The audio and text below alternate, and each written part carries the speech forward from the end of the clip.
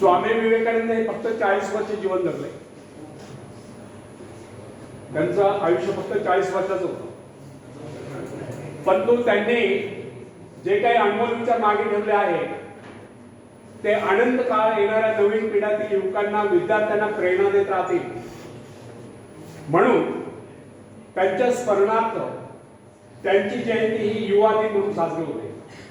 म्हणजे त्यांच्या विचारांना त्या निमित्ताने युवकांना उजाळा मिळेल, युवकांच्या डोक्यामध्ये भरून जातील, हा त्याचा उद्देश म्हणून 12 जानेवारीला भारतामध्ये राष्ट्रीय युवा दिन साजरा होतो.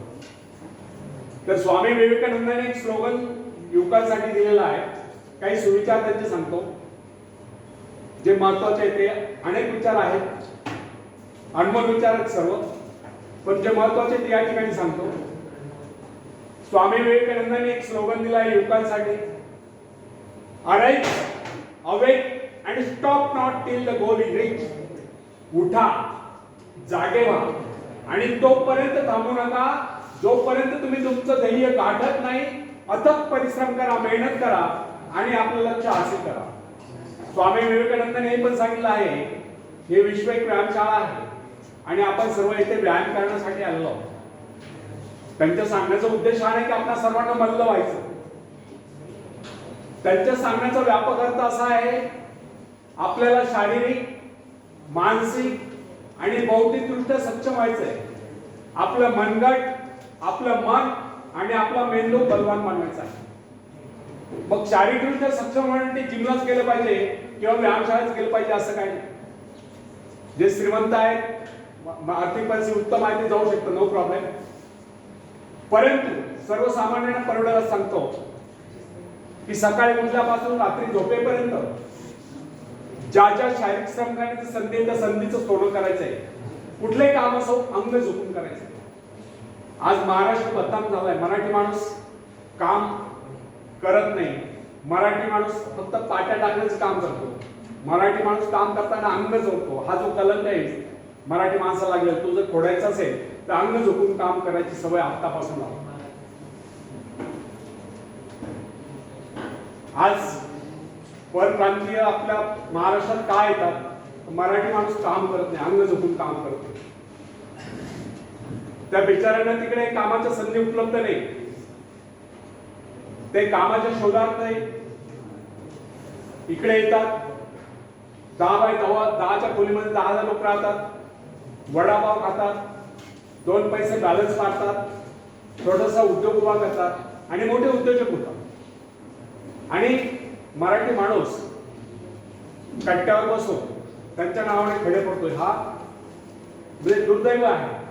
तर आपल्या युवकांनी अंग झोपून काम करायची सवय आपण लावली पाहिजे आत्तापासून, सुरुवातीपासून. दुसरी गोष्ट, आजकाल प्रत्येक घरामध्ये एकुलता एक लाडका असतो, एकुलता एक लाडकी असते. खूप लाडात वागलेले असतात. काम करायची सवय नसते, काम करायची लाज वाटते. नका करू, काम नसेल करायचं नका करू. पण एक गोष्ट लक्षात ठेवा, कोविड सारख्या महामारीपासून स्वतःचा बचाव करायचा असेल, स्वतःला निरोगी ठेवायचं असेल, स्वतःला सक्षम ठेवायचं असेल तर तुम्हाला सकाळी लवकर उठलं पाहिजे. जॉगिंग करा, रनिंग करा, स्विमिंग करा, सायकलिंग करा, योगासने करा, प्राणायाम करा, मैदानी खेळ खेळा, व्यायाम करा. जेणेकरून दिवसातून एकदा तरी शरीरातून घाम निथळे एवढे शारीरिक श्रम आपले झाले पाहिजे, रोज झाले पाहिजे, प्रत्येकाचे झाले पाहिजे. आलं लक्षात? दिवसातून एकदा तरी घाम निथळे एवढे शारीरिक श्रम आपले प्रत्येकाचे झाले पाहिजे, रोज झाले पाहिजे. त्यातून तुमच्या शारीरिक क्षमता विकसित होते. दुसरी गोष्ट, मानसिकदृष्ट्या सक्षम होण्यासाठी आपल्या मनावरती, आपल्या इंद्रियांवरती आणि सर्वात महत्वाचं आपल्या विकारांवरती ताबा असतो.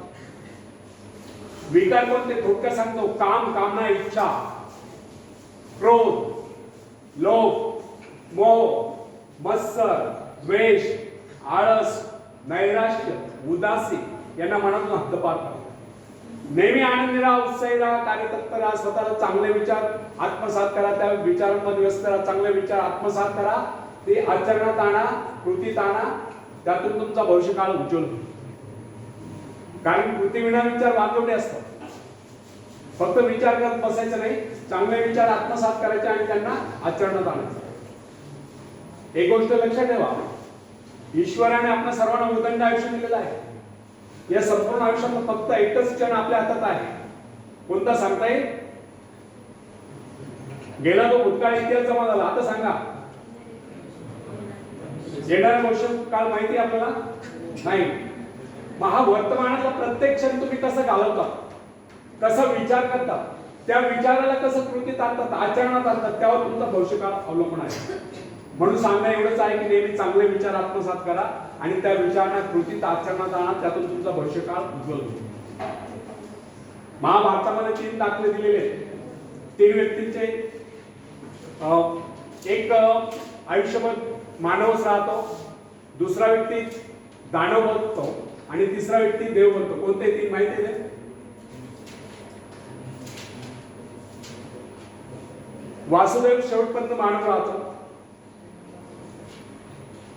कंस दानव बनतो आणि कृष्ण देव बनतो। म्हणजे त्यातनं सांगायचं तात्पर्य एवढंच आहे की चांगले जर विचार तुम्ही आत्मसात केले तर तुमच्यामध्ये देवत्व येतं, आणि तुम्ही जर वाईट विचार आत्मसात केले, आचरणात आणले, तर तुमच्यामध्ये दानवत्व निर्माण होतं। मग दानव बनवायचं तर देव बनवायचं तर माणूस राहायचं हे तुम्ही ठरवा। आलं लक्षात? एक उदाहरण सांगितलं तर मानसिकदृष्ट्या सक्षम होण्यासाठी आपल्या विचारांवरती ताबा असला पाहिजे। तिसरी गोष्ट,